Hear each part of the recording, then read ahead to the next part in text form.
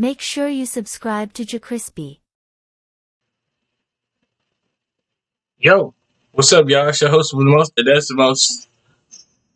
JerCrispy. Welcome back to another video. Today, what I got y'all, Spongebob Imaginary Theory. We're just gonna call it Mustard. By this dude named Mustard. Make sure you like, comment, subscribe, follow our social media. It's gonna pop up on the screen. Let's see how this goes. Squidward has to be the most insane character in SpongeBob. When we take a closer look at the episode Idiot Box and a few others from the show, we start to see that having no imagination is the least of this guy's worries. Now, before anyone says it, Sinian has done a similar theory to this, but his theory mostly breaks down how the episode is low-key kind of deep, showing us how being happy doesn't need a price tag or a ton of effort. It's all about perspective and letting your imagination run wild. SpongeBob's out here living his best life with a box, and his theory hits different, reminding us to appreciate the simple joys and not be Squidward, and missing out because we're too caught up expecting more. But see, I actually think this episode is a lot deeper than that. Squidward witnesses SpongeBob and Patrick getting super hyped over a huge box that arrives. They're excited, but not for the fact that there's a TV inside, but for the box itself. See, the moment the TV's out, they throw it into the trash. When Squidward, ever the skeptic, questions their sanity, SpongeBob explains to Squidward how this isn't just a regular box, but a portal to anything you want. And this is when SpongeBob says probably the most famous one-word line in the show. Imagination. Squid plays nice at first, but only cause he low-key just wants the TV they threw out. SpongeBob says yes to Squidward, and so him and Patrick end up going inside the box to rock climb, leaving Squid with the TV. Now at first, Squid doesn't really care about the box, cause he thinks they're just being a bunch of morons. The moment he hears them start rock climbing, he kicks the box, causing SpongeBob and Patrick to fall off their imaginary cliff. And Squidward actually hears this and gets worried. Here, I'll play the clip. SpongeBob?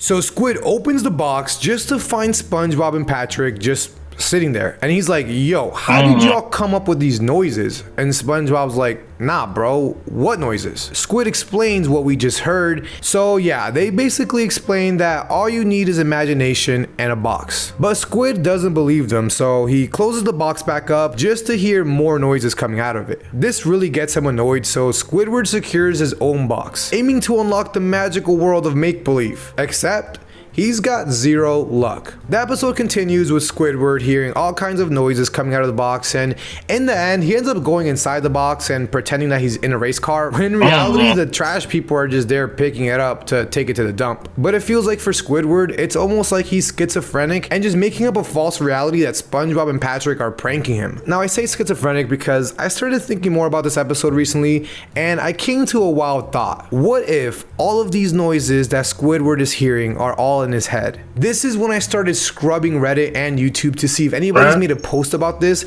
but I couldn't really find anything until I went to the comments of Sinian's video, and I saw a theory from FisherRocker96 that says he thinks Squidward is driving himself nuts by just thinking about what SpongeBob and Patrick could possibly be doing in the box. He says that Squidward is actually the one imagining all these sounds, and you can tell how obsessed he is by how frequently he investigates the box, how he tries to use his own box, and by how he can't even watch TV without thinking everything on TV is about the same box he's obsessed with. All of this goes away though when he is around SpongeBob and Patrick, because he might just be embarrassed to indulge his imagination around his neighbors. The same imagination and the same neighbors he's been making fun of for the entirety of the episode. So he just reverts to making fun of them and dismissing them like he always does. But here's another thing. FisherRocker96 also mentions how this wouldn't be the first time Squidward has let his imagination run wild. See, in Squid's Day Off, after Mr. Krabs loses his arms trying to save a nickel and sent to the hospital, he leaves Squidward in charge. Squid, seizing the moment,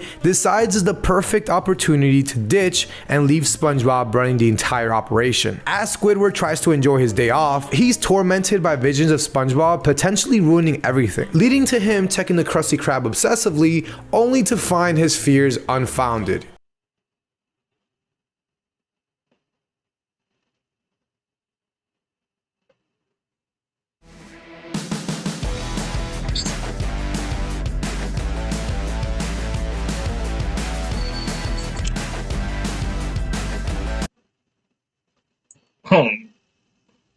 Yeah, that boy was going crazy about that one. I ain't lying to you. That boy was traumatized. That boy thought SpongeBob was finna burn down the whole freaking Krusty Krab. Whole time that boy just sitting there waiting on somebody. Founded every single time. Now, driven to the brink of madness by his own paranoia, Squidward barricades himself at home, only to be haunted further by the thought of SpongeBob's voice. And then, in a final act of insanity, he bursts out of his house, completely naked, and races to the Krusty Krab, only to find SpongeBob had everything under control all along. In dying for pie, Squidward accidentally gives SpongeBob a pie that he believes to be a bomb. And then throughout the day, he just imagines various scenarios of the bomb exploding and SpongeBob being harmed, leading him to spend what he thinks are SpongeBob's last moments doing whatever SpongeBob wants. And in just one bite, after claiming that he hates Krabby Patties, Squidward tries one and ends up falling in love with it. His obsession grows to the point where he imagines himself in various scenarios indulging in the patties. Now, earlier I brought up schizophrenia, which is basically a mental health condition. It's kind of complex, but the main thing to know is that it affects how a person thinks,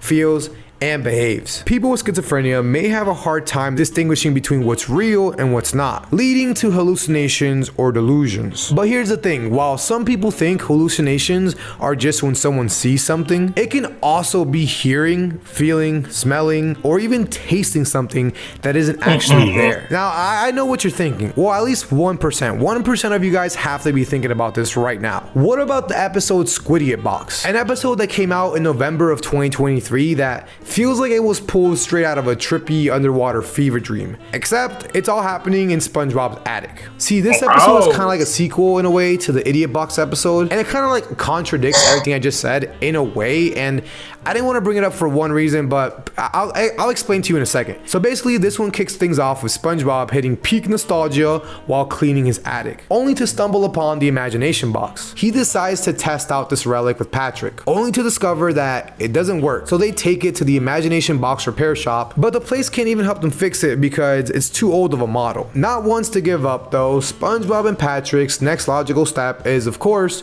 to chuck the box at Squidward's house. Because why not? Squid ends up falling into the box and poof, he vanishes. Turns out his fall magically fixes the box, but now he is stuck in a dark room within the realm of imagination. The episode morphs into a wild, mind-bending adventure with Squidward navigating through imagined dangers that SpongeBob and Patrick suggest from the outside. From a chill beach resort to a savage jungle filled with every imaginable threat, including sea elephants and clothes-ripping animals. Now the episode hits peak what the heck is happening here when Squidward Man, what was that? and clothes-ripping animals. Now the episode hits peak. What the heck is happening here when Squidward ends up in the Doodle dimension facing off against Doodlebob when he squirts some ink. Ayo, he draws the door to escape the box and he emerges back into the real world, only to find peace being back at his boring job at the Krusty Krab, unaware that he's still trapped inside the box. This episode is pretty much the holy grail of evidence to disprove the whole thing that it's all in Squidward's head. But I believe that this episode shouldn't even exist. And get this, when I did more research, I came across a Reddit post talking about this episode, and it's like everyone feels the same way. Like, not only do they express concerns that the show might be milking old ideas, suggesting a desire for fresh content that doesn't rely heavily on revisiting or recycling past episodes, but some fans also question how SpongeBob found the box in his attic, given that it was supposed to be in the dump at the end of the original Idiot Box episode, which I didn't even put that together. Also, the big elephant in the room, like Squidward uses his imagination, contrasting with earlier episodes. While some fans do appreciate the exploration of character dynamics, others, including myself, feel like it may be straying way too far away from what made the original episodes appealing. This being said, I think that we can all agree that Squid is definitely not right in the head. I mean, none of the characters are. Now, I'm not saying... Ah, man, bro. I hope y'all enjoyed this video. Make sure you like, comment, subscribe, follow our social media that did pop up on the screen. Man, that was freaking the SpongeBob imaginary theory. And yeah, lay y'all to the bottom of my heart, and I'm out, man.